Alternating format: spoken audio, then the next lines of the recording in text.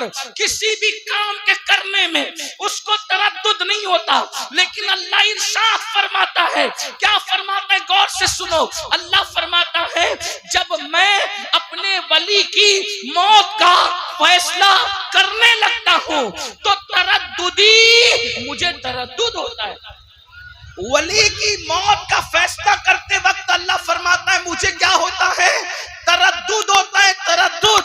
अल्लाह फिर तू क्या करता है, तो हदीस पाक का मफहूम है, अल्लाह इरशाद फरमाता है, तो मैं अपने फरिश्तों को उस वली के पास भेजता हूं और वो फरिश्ते उस वली के पास जाते हैं और जाने के बाद आखिरत की नेमतों का जिक्र करते हैं, आखिरत की नेमतों का तस्करा करते हैं। उस मजमून को एक मकाम पर कुरान यूं बयान करता है, इन्नल्लज़ीना क़ालू रब्बुनल्लाह सुम्मा इस्तक़ामू ततनज़्ज़लु अलैहिमुल मलाइका अल्ला तख़ाफू वला तहज़नू व अबशिरू बिल जन्नतिल लती कुंतुम तुअदून नहनु औलियाउकुम फिल हयातिद दुनिया व फिल आखिरा। अल्लाहु अकबर। अल्लाह इरशाद फरमाता है, जिन लोगों ने कहा बेशक हमारा रब अल्लाह है, सुम्मा इस्तक़ामू, इस्तिकामत के साथ उस पर डट गए, फिर क्या होता है, ततनज़्ज़लु अलैहिमुल मलाइका, उन पर अल्लाह के फरिश्ते नाजिल होते हैं।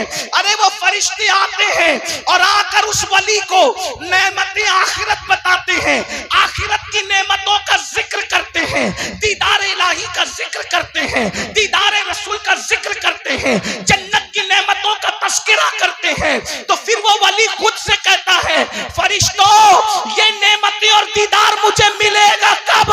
तो उस वक्त फरिश्ते कहते हैं, जब तक मौत की लज्जत नहीं चखोगे उस वक्त तक आखिरत की नेमत नहीं मिल सकती। तो वो वली खुद से कहता है, अरे फिर देर किस बात की है, जल्दी करो। इधर वली मौत के लिए तैयार होता है, उधर अल्लाह उसकी मौत का फैसला फरमाता है।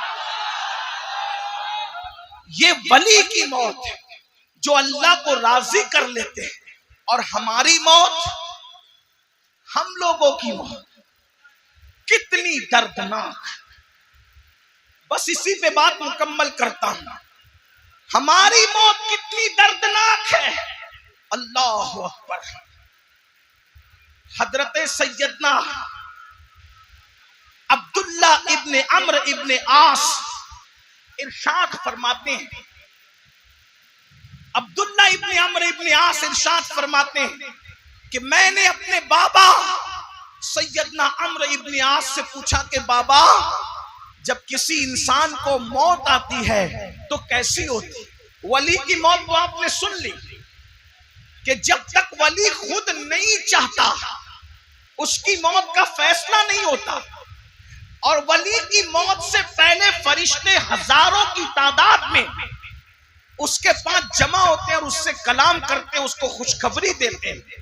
वो अब शिरू बिल जन्नतिल लती कुंतुम तुअदून, कुरान कह रहा है उसको जन्नत की बशारत देते हैं, मरने से पहले उसको जन्नत की बशारत देते हैं। लेकिन हमारी मौत कैसी? अल्लाह अकबर। अब थोड़ी देर, हालांकि मौसम बारिश का है, भीगते वक्त कोई संजीदा गुफ्तगू आपके दिमाग में उतरे न उतरे, थोड़ी देर आपका बड़ा एहसान, बड़ी मोहब्बतें, शायद मुझे आखिरी दम तक ये महफिल याद रहेगी और आप लोगों की मोहब्बतें भी याद रहेगी, आप लोगों की वफादारी भी याद रहेगी, आप लोगों का प्यार भी याद रहेगा, और भीग कर इस कीचड़ में सुनना भी याद रहेगा। इसलिए थोड़ी देर बहुत दिल के कानों से सुनना, बड़ी कीमती गुफ्तगू है। ऐसी महफिल सजाने के लिए बड़ी मेहनतों की जरूरत होती है। मेरे भाइयों, हमारी मौत कैसी? अब्दुल्ला इब्ने अम्र इब्ने आस कहते हैं, मैंने अपने बाबा अम्र इब्ने आस से पूछा कि बाबा, जब कोई इंसान मरता है, आम इंसान मरता है, तो उसको मौत कैसी आती है? तो अम्र इब्ने आस कहते हैं, मेरे बेटे, अगर इंसान के सीने पर जमीन और आसमान समेट कर रख दिए जाए तो कितनी तकलीफ होती है, कितना जितना वजन इंसान महसूस करता है इतना ही वजन इंसान मौत के वक्त महसूस करता है जब इंसान दुनिया से जाता है। ऐ मेरी कौम के जवानों, एक दिन दुनिया से जाना है। गौर करो, तुम्हें वो मौत चाहिए जिससे पहले जन्नत की बशारत दी जाती है, या ये मौत चाहिए? अल्लाह अकबर। सैयदना अम्र इब्न आस कहते हैं, इंसान के सीने पर जमीन और आसमान समेट कर रख दिया जाए तो उतनी तकलीफ नहीं होती जितनी तकलीफ इंसान को मौत के वक्त होती है। अल्लाह अकबर। और इंसान जब मरता है तो उसको यूं लगता है कि वो नाक से सांस नहीं ले रहा है बल्कि वो सुई के नाके से सांस ले रहा है। अंदाजा फरमाए। अल्लाह अकबर। मेरे भाइयों, मेरे नौजवानों, ऐ होशमंद, होशियार, अकलमंद, दानिश्वर जवानों, मुझे बताओ, अगर जुकाम हो जाए और नाक भर जाए तो इंसान का कैसे दम घुटने लगता है जब उसकी सांस नहीं निकलती। जरा सोचो तो सही, मौत के वक्त इंसान नाक से नहीं बल्कि यूं लगता है जैसे सुई के नाके से वो सांस ले रहा हो। इंसान की कैफियत ये होती है। अब्दुल्ला इब्न अम्र इब्न आस कहते हैं, मेरे बाबा अम्र इब्न आस ने बताया, बेटा अगर किसी के पेट में बबूल का दरख्त घुसा दिया जाए और एक एक रग में, एक एक नस में बबूल का कांटा घुस जाए और कोई ताकत के साथ उसको खींचे तो कैसे उसकी रगों को वो तार तार कर देगा। इसी तरीके से जब कोई इंसान मरता है तो उसकी कैफियत ये होती है।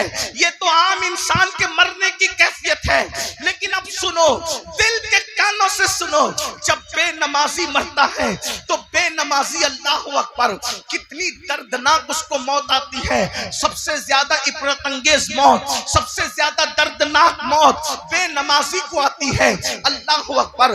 वो नमाज जिससे हम कोसों दूर हैं, वो नमाज जिसका नाम सुन करके हम उसकी फजीलत भी अब माज़अल्लाह सुनना नहीं चाहते। उलमा नमाज पर गुफ्तगू करते हैं तो हमें जान पर आती है, हमारे कानों पर जू तक नहीं रेंगती।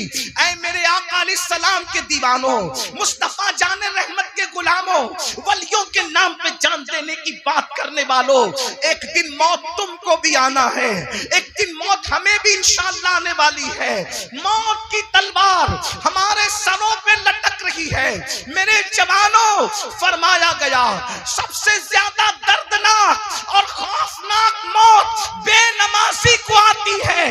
जब बेनमाजी दुनिया से जाता है तो अल्लाह उस पर इतनी प्यास मुसल्लत करता है, अगर 7 समुंदरों का पानी भी उसके मुंह में उंडेल दिया जाए, 7 समुंदरों का पानी भी उसके मुंह में उंडेल दिया जाए तो भी दुनिया की कोई ताकत उसकी प्यास को बुझा नहीं सकती। अब आपसे मैं पूछना चाहता हूँ, अल्लाह अकबर, प्यास लगी थी 7 समुंदरों वाली और रिश्तेदार कतरा कतरा पानी चमचे से पिला रहे हैं, तो बताओ क्या हो रहा होगा?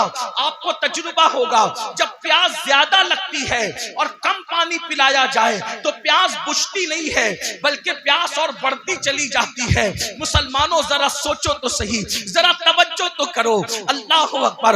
अंधेरा घर, अकेली जान, दम घुटता, दिल उकताता, खुदा को याद कर प्यारे, वो साथ आने वाली है। मेरी कौम के जवानों, अपनी आखिरत की तैयारी कर लो। ये जिनके उर्स मनाते हो, इन लोगों ने आखिरत की तैयारी की तो किस शान से दुनिया से गए। हमने आखिरत की क्या तैयारी की? कुरान कहता है, वल तंजुर नफ्सुम मा क़द्दमत लिग़द वत्तक़ुल्लाह इन्नल्लाह ख़बीरुम बिमा तामलून। ऐ ईमान वालों, अल्लाह से डरो और आखिरत की फिक्र करो कि तुमने आखिरत के लिए क्या भेजा है। बताओ, आखिरत के लिए क्या भेजा है? आखिरत के लिए क्या भेजा है? यही कि आज मुसलमान ज़िना में डूबा है, यही आखिरत के लिए भेजा है। आज मुसलमान नशा कर रहा है, यही आखिरत के लिए भेजा है। आज मुसलमान शराब पी रहा है, यही आखिरत के लिए भेजा है। आज मुसलमान झूठ बोल रहा है, यही आखिरत के लिए भेजा है। आज मुसलमान अपनी बीवी बच्चों पे जुल्म कर रहा है, यही आखिरत के लिए भेजा है। क्या भेजा है आखिरत के लिए, मुझे बताओ। अल्लाह अकबर। आज तो हाल ये हो गया, जिना की फिल्में देखकर, जिना की तस्वीरें देखकर, गंदी पिक्चरें देखकर आज 16-16, 17-17 साल के लड़के और लड़कियां जिना की तरफ बतौर फैशन बढ़ रहे हैं। अल्लाह अकबर। एक वो दौर था जब जिना का नाम मुसलमान सुनता था तो उसके बदन के रोंगटे खड़े हो जाते थे। या अल्लाह, ये किस गुनाह का नाम आया है, या अल्लाह ये किस पाप का नाम आया है। लेकिन अफसोस, गंदी फिल्मों ने, गंदी पिक्चरों ने, गंदी नादिलों ने, गंदे माहौल ने, गंदे फैशन की गंदी तहजीब ने आज मेरी कौम के उन जवानों को जिना के दरवाजे पर पहुंचा दिया है। वो जवान जिसके बारे में इकबाल ने कहा था, औकाबी रूह जब बेदार होती है जवानों में, नजर आती है उनको अपनी मंजिल आसमानों में। नहीं तेरा नशेमन कसरे सुल्तानी के गुंबद पर तू शाही है, बसेरा कर पहाड़ों की चट्टानों में।